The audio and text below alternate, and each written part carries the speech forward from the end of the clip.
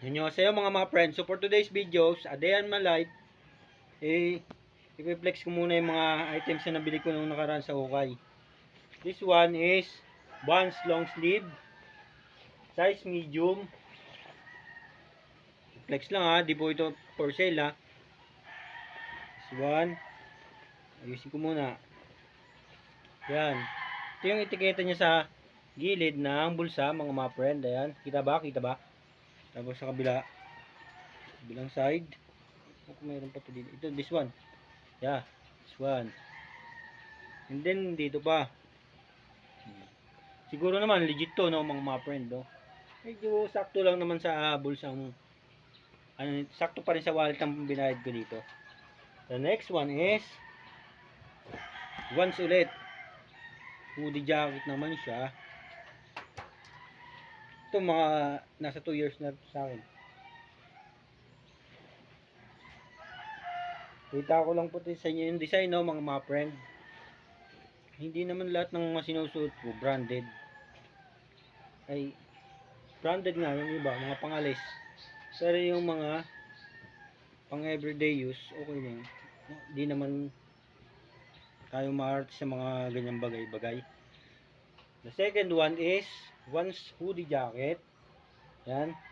Ito yung sarili kong mundo, mga friend. Ayan, mga print na dyan yung sarili kong mundo. Tapos yung ng Vans, yan. Size nga pala nito is large. Huwag po mamain ha. Namain ko na po to. Large yan, large. Pangatlo, at medyo mabigat-bigat yung presyo, mga friend. This one is Cromark. Size medium. Ito yung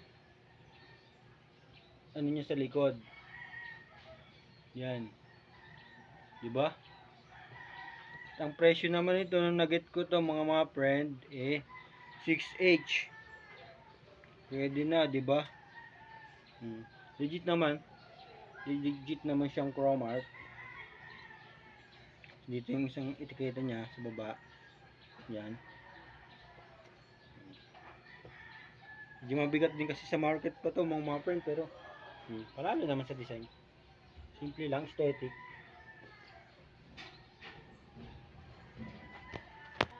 So dun sa tatlong items nga na yung pinakita ko sa inyo, no, mga friend, kumastos ako dun ng nasa 6H. Pwede na. Hindi na masama. Diba? Branded naman. Kesa pag brand nyo. Mas mahal pa pag brand nyo, diba? Ay comment down below mo nga dyan mga friend. Kung taga saan ka at sa nakarating tong video na to. Maraming salamat. Ito nga pala yung lingkod na nagsasabi na mahirap kumita ng pera, madali na magastusin. Lang po at maraming salamat.